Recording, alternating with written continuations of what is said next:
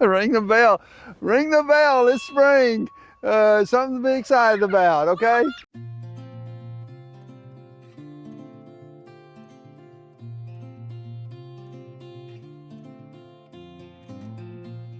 All planted and seeds been put in place. You know, we get 4 or 5 bushel baskets of apples off that tree every year for $17 investment. But what we want you to do is we want to show up for Friday for the Silly Millie video and the deep dive. I think you'll find it very informative, and appreciate your support. Appreciate you reading the books, and buying the books, and you know all the things that go with the books. There's more books coming. Got my Be Kind hat on. Be Freeze in the future, so it'll be coming up pretty soon itself. In the spring of this year, right before we broadcast our first Silly Millie and everything, we came out and we planted some trees and that kind of thing. And you know, it's been a good summer. We've had a good. Our business is growing. Our book sales are up.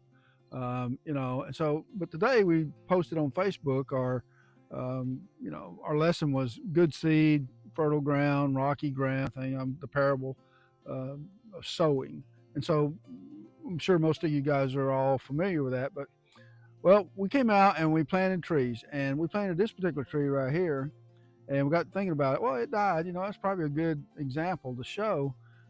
This is the example of not too good a soil, and so you can tell right here at one point in time, the camera pan around, there were trees here, and they were pine trees and fir trees, and oh yeah, our chickens live a good life here. They're free range. It's free range here. You know, there's no inhumane treatment. So, but yeah, so all the soil is kind of acidic, okay?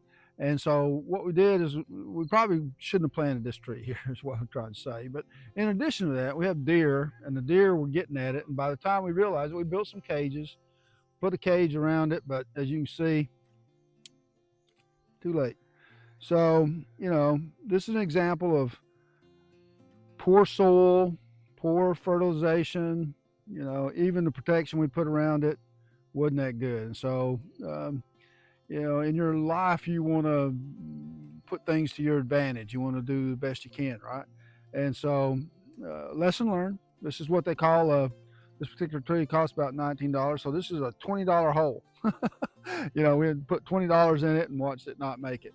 And so we have a couple more examples of trees that were placed in good ground. And so we're going to walk over here and take a look at these other trees and show you what we're talking about. Okay, here we are. We gave the example of a tree that was planted in not so good soil under not so good conditions. This is the tree we were planting. It's the same peach tree that we planted back in the spring when we were fixing to do Silly Millie. We were fixing to release that. And we, you know, it's in good soil. It's got good soil around it, and it has a good, you know, place to grow. But the deer were getting to it, and so we created a cage just like we did for the other one. It was too little, too late over there, but it was just in time for this one. And if you look at the previous video, you'll see this tree was probably about right here, and it's put on all this growth this year. It's in really good condition. It's in really good shape. And you know, sometimes that's what you got to do. You got to plant your kids. You got to plant them in a good soil. You got to give them a good, godly environment. And that's what the purpose of the books are, is to teach a biblical lesson in a kind of a fun way. And at the same time, you know, you want to put a fence around your kid. You want to protect your kid. My daughter, you know, she doesn't want images of her daughter on the internet or things like that. So she puts a hedge up around her to protect her from, you know, being exploited or whatever. And so the next video of we planted 3 of these. The tree that's in the backyard, it already has a fence around it, and it was planted in soil that had, you know, where the chickens roam all the time, and we've worked that soil for years and got it pretty fertile, and it's twice the size of this tree. And so, you know, you have the dead tree over here that was in poor soil, with being attacked by deer and predators, basically. And it was just too little, too late. If we'd have recognized it sooner, we probably could have done something. And then we had this tree. It's in good soil, but it was being attacked by predators. Same deer getting this one was getting that one, but the cage protected it. And then out back, we didn't need a cage. We already had good soil, and you'll see the difference in the next video. So come with me, follow me along, we'll go. So this is our third example. This is a peach tree that we planted out here. And you can see like the trunk on this thing has gotten bigger, and you can see that it's much more whatever, but there's no cage around it. Now there's a cage around these raspberries because, well, we have chickens and they run around free out here. And so if you let the chickens run free in your raspberries, you won't have any raspberries, you know. They love them. Everybody does, right? But so this is an example of a tree that this is some very good soil. Okay, there's a lot of chicken generated nutrient, we'll call it, in the soil here. And so this tree has a lot of nourishment and a lot of good soil. It's going to be able to put down nice deep roots, and you can tell it's the other one that's in really good shape, but this is really, this is what you want. This type of growth is what you want in a tree that's going to be a fruit bearing tree. And so the parable is, you know, basically some 30, some 60, some 100 kind of thing. Well, this is your example of 100. We're going to get bushels of peaches off this tree at some point. This tree is going to thrive in this location. And these trees live for, you know, 15, 20 years easy.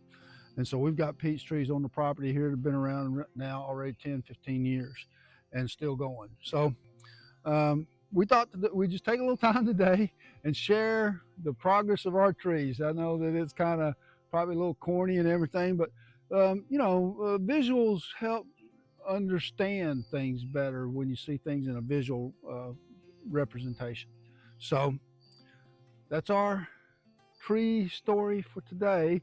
We got a post that talks about good seed and planting and that kind of thing. Check that out on our Facebook page, and you know, go research it for yourself. You know, go look up the parables, go look up the stories. Don't take our word for it, and you know, see how you can apply that to your life and to your family and to everything that you do. And stay in touch. There'll be more. All right, so here we are.